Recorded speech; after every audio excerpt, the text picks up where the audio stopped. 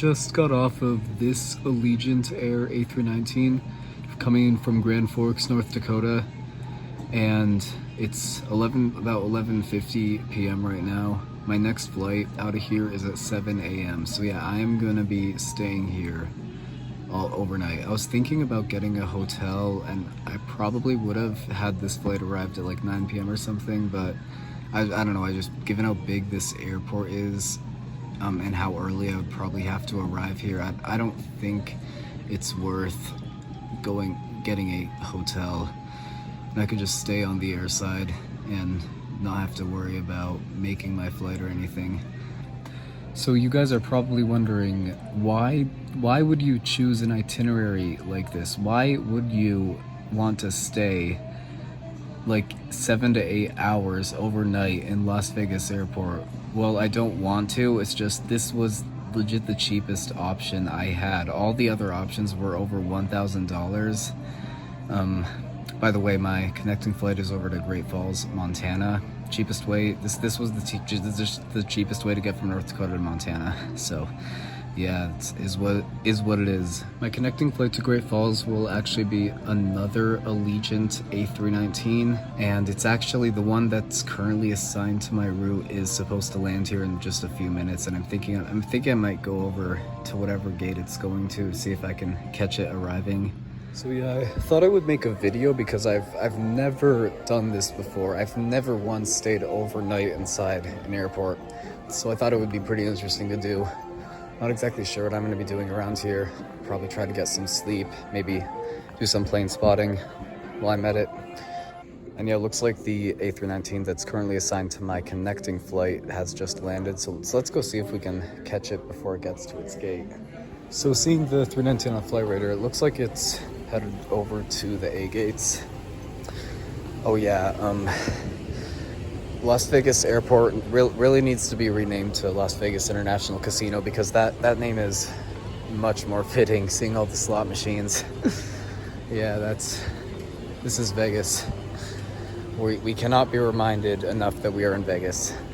So I'm kind of confused because my boarding pass initially said that my gate would be A3, but the plane that's currently assigned to my route looks like it's heading towards one of the circular ends, which are the double-digit A gates. Wonder if they changed my gate, or if they're just going to change my plane while it's on the ground. I don't know. Yeah, this is the gate that my boarding pass currently says I'll be at. Don't know if that's going to remain that way. I'm assuming it's headed over to the A17 to A24 because the A7 to A15 are typically Spirit Airlines gates. I've never seen Allegiant planes go there. Like, the Allegiants will either be in the arms of the concourses extending towards the circular ends, or at this one circular end that I'm heading over to. Seeing it on Flight Radar 24 again, it looks like it's most definitely parking at one of these two gates. Okay, so I am seeing my A319. It's parking at A23. It's just impossible to see in the darkness. You could probably hear it though. And yeah, it looks like A23 is the gate where November 309 November Victor is gonna park at, and that is the plane that's currently assigned to my route. So it looks like this is where I'll be flying out of. Unless they decide to change the plane while it's on the ground. I think that's unlikely because I don't see any reason why they would do that, but I've seen that happen before with a Delta flight in Salt Lake. They assigned me a plane that was already there. I went to that gate and then they switched the aircraft to a different plane at a completely different gate. It was strange. I don't know why they did that. But yeah, the plane's here, I guess. I can't see it. Okay, so now it's getting even more confusing because the gate that my supposed plane parked at is not going to Great Falls. It says it's going to Springfield. So seeing that this one's going to Springfield, I think they're just gonna change my plane, and Flight Radar hasn't caught that yet. And yeah, this is probably the closest thing to a vlog that you'll ever get from me, so enjoy it while you can. Sorry if it's not great. My first time doing a video of this style. But yeah, pretty much everything here is closed right now, unfortunately for me. Very glad I got something to eat down in Grand Forks before my 3-hour-long flight here, and this 8-hour long layover. Still not the longest layover I've done. If you remember, I had to stay 10 hours in LAX because they put me on that group itinerary to Sydney. If you remember that. Okay, so this whole time my flight actually has been listed at A3. Nice. Nice one, Diamond. Okay, so it turns out there actually is an Allegiant A319 at gate A3 where Great Falls is, the flight to Great Falls is supposed to be. It's 310 November Victor, the aircraft they had originally assigned to my flight before switching it to 309 earlier today. But in Las Vegas, it says that 309 is going to Springfield and 310 is still going to Great Falls. So yeah, I'm very confused. Guess I'll find out in a matter of time. Warning announcement for COVID. So literally nothing is prepared here.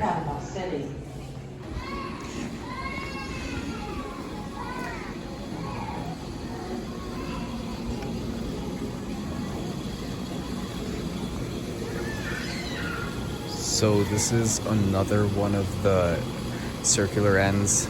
This one is in the B gates, and basically I think this is mostly Southwest gates. So yeah, nothing for me here. So I thought I would pay a quick visit to the C gates.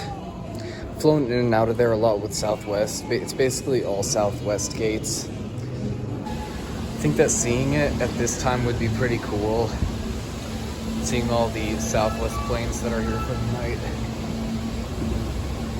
Maybe even catch one that appeared in a past trip report, because you know, I've been on quite a lot of Southwest planes. So from this window you can see one of the Southwest circular concourses. It's part of the B gates. Usually the planes here will be these 737-700s, but I flew a MAX into one of them not that long ago, which was kind of surprising. We got the Pan Am 747, the KLM 747, Northwest as well.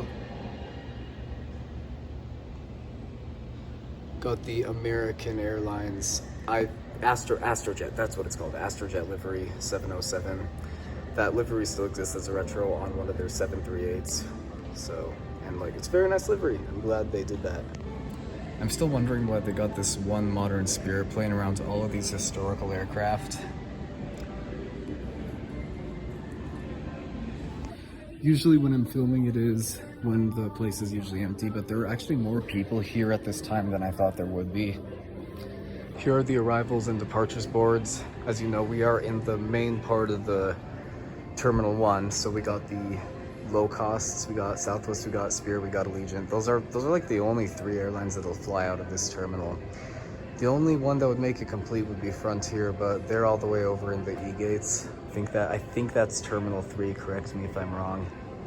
And if you've been keeping up with recent aviation news, you know that Spirit Airlines just a week or 2 ago filed for bankruptcy.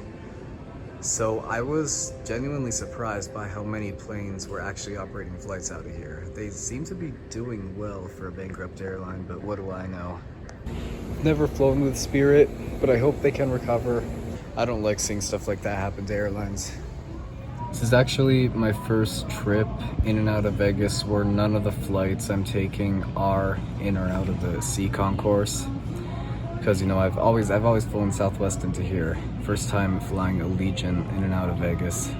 Now, if you're familiar with Allegiant, you're probably wondering how I'm even connecting between 2 Allegiant flights. Because, you know, one big part of Allegiant's business model is that they don't sell tickets with stops. They only sell non-stop flights. So basically what I did was I got separate tickets. There just happened to be a flight to Great Falls the morning after the night flight from Grand Forks to Las Vegas. That turned out quite lucky. In the future trip report on one of the Allegiant flights I'll take, I'll probably talk more about how I did this. And yeah, basically I just got separate tickets, and that's how I'm connecting between 2 Allegiant flights. So here's gate C4. This is where I took my last flight before graduating high school. It's quite a memorable experience. And then gate C2. If you remember my video from Las Vegas to Indianapolis, a lot of you liked that video. This is the gate where I flew out of on that flight. Looks like there's a plane already occupying it. I can't even see the plane very well, by the way. Can't even identify what variant it is. It's definitely not a MAX, but it's just so dark outside.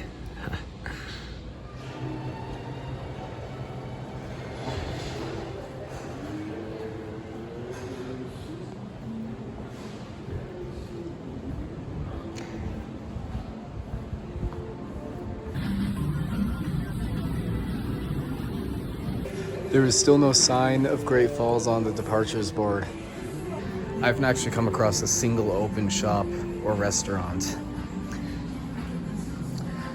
It's kind of surprising given that there's still quite a few people here. Turns out I'm not the only one staying overnight.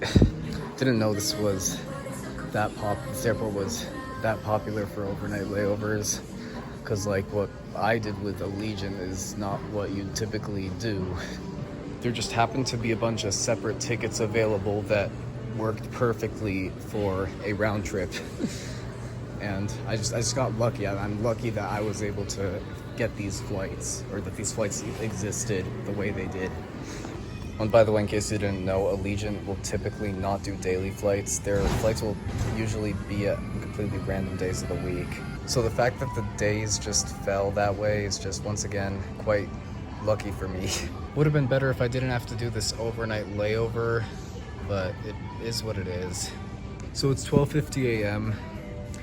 I was thinking of taking the tram to the D gates, which is basically a satellite concourse, a terminal one where the legacy carriers will be. Like, you got your American, your Delta, your United, and your international airlines. Those will be over there. I've never actually been in that concourse and I really wanted to see it, but I'm probably not going to do that after all. First of all, I've never taken that tram. I barely know a thing about that tram. So I don't know if it's gonna take me to pre-security or something, and I do not want that to happen at all. I want to stay here past security. Also, given that it's 12:50 a.m., I probably just want to try to find a spot to sleep for now, unless I find something else interesting while I'm walking around. My flight to Great Falls is leaving at 7 a.m. and I want to be awake early enough for boarding, you know. I do hope I can see that D concourse soon, though. I've seen pictures of it. Looks just incredible. Looks a lot nicer than this terminal, that is for sure. Just want to do the best I can to stay on this side, just to stay on the post-security side of the airport. And I just don't know if the tram is gonna bring me back. Yeah. So I'm probably just gonna walk around a bit more, find a spot to get some shut-eye, see if I can fall asleep for at least a few hours. So Flight Radar 24 still says that my flight is going to be operated by 309 November Victor. The one that Las Vegas says is going to Springfield. And then the plane that is at my supposed gate, 309 November Victor, is actually supposed, according to Flight Radar 24, is supposed to go to Idaho Falls, so it's still kind of confusing there. The question here is Las Vegas going to announce a gate change? Or is Flight Radar 24 gonna announce a plane change back to 309? Because once again, 309 was the original plane. They just changed it to... No, wait, I got that backwards. 310. 310 was the original plane. They switched it to 309 just earlier today. But Vegas says 309 is supposed to go to Springfield. And I'm still on 310 apparently. So I'm just heading back over to the A and B gates.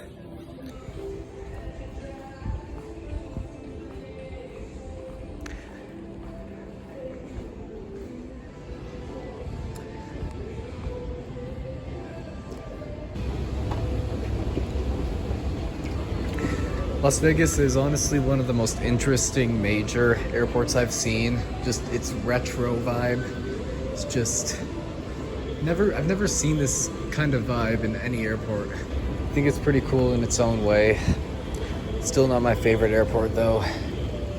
Another quick hello to the plane that brought me in here from Grand Forks, 337 November Victor. You can actually see the bit of the skyline in the background there. This plane will be going over to Fargo about an hour before my flight to Great Falls is supposed to depart. Be continuing on a pretty similar route.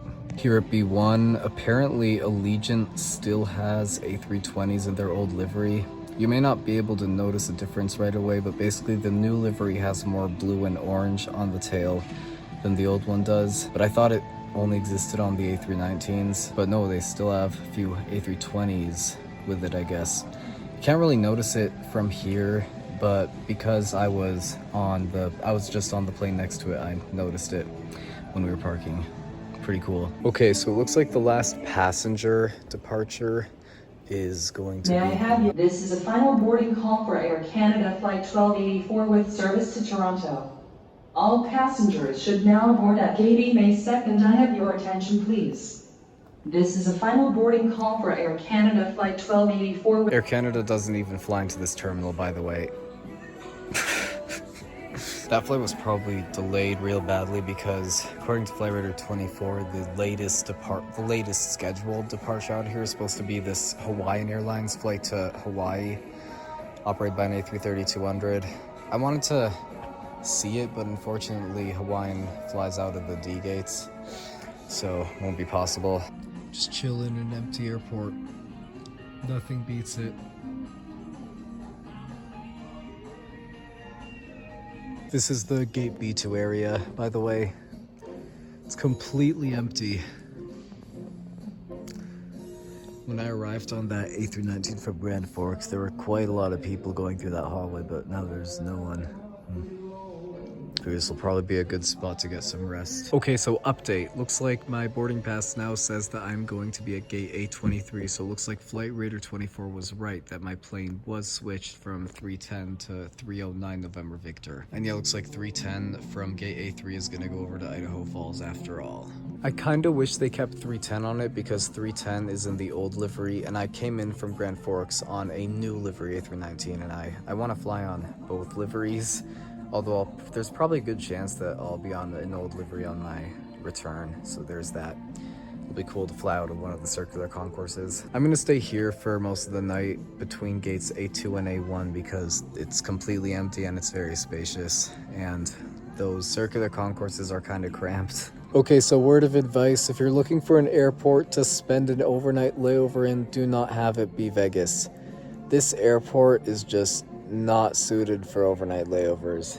I cannot find a single good spot to get some sleep. I'll have to find something, but it's just all the chairs are just separated by these metal armrests, and it's impossible to sleep on them. Oh wait, I just remembered, at the Zero Level Fitness Center in the Las Vegas airport, they have these sleeping rooms, but I called them a few days ago and it turns out they're not even open at all right now, and I don't know if they're ever going to be open again, really, and I'm not going to bother to find out. But even if they were open, I probably wouldn't bother anyway because they're just so expensive.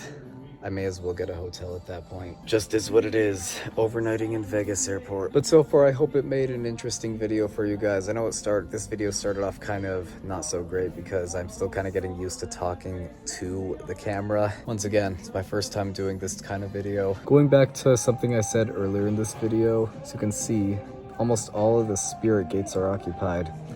So yeah, I think it's pretty good that given their situation, they still got a lot of operations out of Vegas.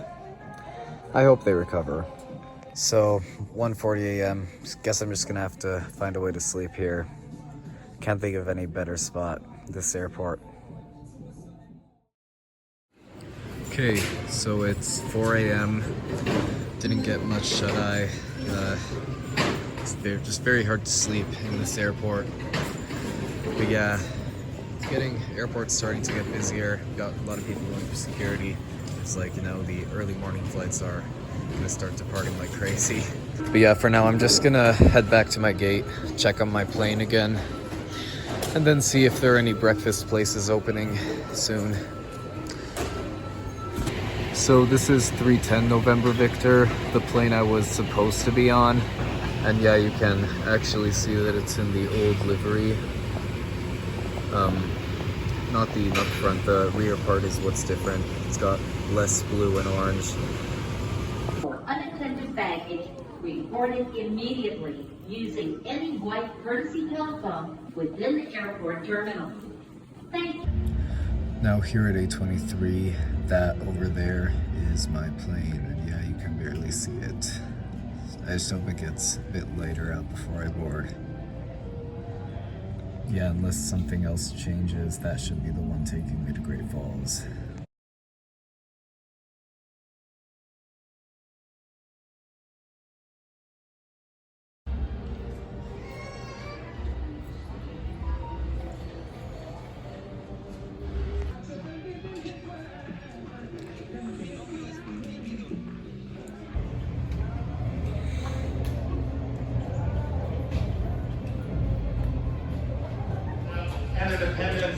At this time,